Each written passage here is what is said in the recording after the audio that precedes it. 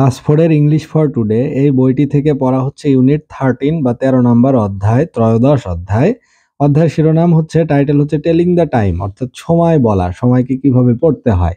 Lessons 1-2 এটি পড়া হচ্ছে 26 বা 26 নম্বর পৃষ্ঠা থেকে। তো প্রথমে এতে বলা হচ্ছে যে লুক, লিসেন অ্যান্ড রিড, অর্থাৎ প্রথমে দেখো, তারপরে লিসেন অন্যকে পড়তে শোনো, এবং তারপরে রিড বা তুমি নিজে পড়ো। তো বলা হচ্ছে the clock has to hands, অর্থাৎ ঘড়ির, ক্লক মানে ঘড়ি, ঘড়ির দুইটা কাঁটা থাকে। এই যে আমরা দেখতে পাচ্ছি 1 2 দুইটা কাঁটা থাকে। হ্যান্ড মানে হলো হাত, হাত মানে কি বাহু, আর বাহু মানে হচ্ছে ঘড়ির কি থাকে, ঘড়ির থাকে কাঁটা। The short red hand is the hour hand, অর্থাৎ যে দুইটা কাঁটার মাঝে একটা আছে রেড ওয়ান, একটা আছে ব্লু ওয়ান।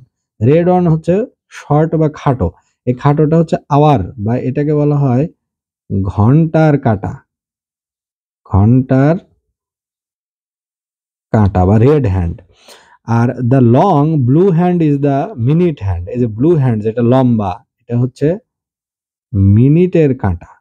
তাহলে যেটা লম্বা সেটা হলো মিনিটের কাঁটা, আর ঘড়ির যে কাঁটাটা খাটো থাকে সেটাকে বলা হয় ঘন্টার কাঁটা।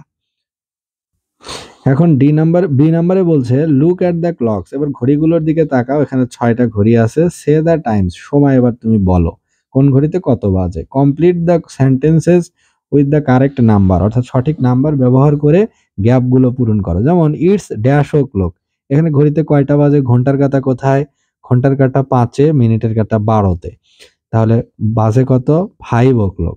ইটস ড্যাশ ও ক্লক, এখানে কয়টা বাজে, it's 6 o'clock. It's dash o'clock, এখানে কত বাজে, ইটস 2 ও ক্লক।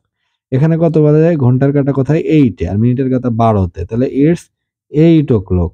ইটস এখানে কততে, 7-এ, তাহলে 7 o'clock. It's 10 o'clock. তাহলে এইভাবে পড়তে হবে।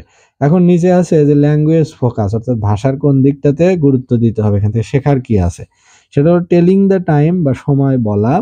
তো এখানে এই যে সূর্য যখন মাঝ বরাবর থাকে, মধ্য আকাশে থাকে, তখন এটা দুপুর, যখন মধ্য দুপুর, তখন এটাকে বলে ইটস 12 ও ক্লক, এটা হলো 12 ও ক্লক। ইটস মিড ডে, এটা হলো মধ্যাহ্ন, ঠিক দিনের মাঝামাঝি, সেটাকে বলা হয় it's mid day. MID, MID, mid day, mid মানে মধ্য, ডে মানে দিন, তাহলে মধ্য দিন, একদম মাঝখানের, দিনের মাঝখানের সময়কে বলে মিড ডে। আর এখানে রাতে এই যে চাঁদ উঠেছে, তো বলছে ইটস 12 ও ক্লক, এখন হচ্ছে রাত 12টা বাজে, ছবি দিয়ে বোঝাচ্ছে এখন রাত 12টা। ইটস মিড নাইট, এখন হলো মধ্যরাত, মধ্যরাত মানে ঠিক 12টা, রাত 12টাকে বলা হয় মিড নাইট। MIDNIGHT, মিড মানে মধ্য বা মাঝামাঝি, নাইট মানে রাত, ঠিক রাতের মাঝামাঝি, সেটা কোন সময়, সেটা হলো রাত 12টা, ইটস 12 ও ক্লক। আর যখন দুপুর 12টা, তখন সেটাকে বলে ইটস 12 ও ক্লক, এটাকে বলে ইটস মিড ডে। এখন কথা হলো, ও ক্লক দিয়ে বোঝানো হয় হলো অফ ক্লক, অর্থাৎ ঘড়িতে এখন 12টা বাজে, তাহলে রাতেও 12টা, আবার দিনের বেলাও 12টা। দুই 12টাকে আমরা আলাদা করে কিভাবে চিনবো। এখন এখানে ব্যাখ্যায় বলা হচ্ছে from mid night until mid day we use AM। AM মানে অ্যান্টি মেরিডিয়ান, AM মানে হচ্ছে রাত 12টা থেকে সকাল 12টা, অর্থাৎ দুপুর 12টা পর্যন্ত মাঝখানের যে টাইমটা, তাকে বলা হয় AM। যেমন যদি বলি সকাল 7টা, সকাল 7টা যদি বলি, যেমন 7 ও ক্লক, এটা বললে বোঝা যায় যে কোনো 7টা হতে পারে, রাত 7টা, সন্ধ্যা 7টা বা সকাল 7টা। কিন্তু যদি 7 এর সাথে AM লাগিয়ে দিই, তাহলে বুঝবো সকাল 7টা।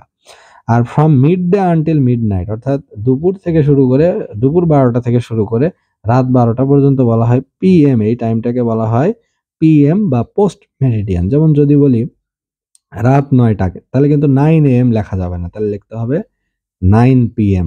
9 PM মানে রাত 9টা, তাহলে AM দিয়ে বোঝায় হচ্ছে সকালবেলা, আর PM দিয়ে বোঝায় হচ্ছে 12টার পর থেকে, দুপুর 12টার পর থেকে পরবর্তী রাত 12টার আগ পর্যন্ত সময়। আর AM দিয়ে বোঝায় হচ্ছে মধ্যরাত হতে, অর্থাৎ রাত 12টা থেকে পরবর্তী দিনের দুপুর 12টা পর্যন্ত টাইমকে বলা হয় AM, আর এটাকে বলা হয় PM।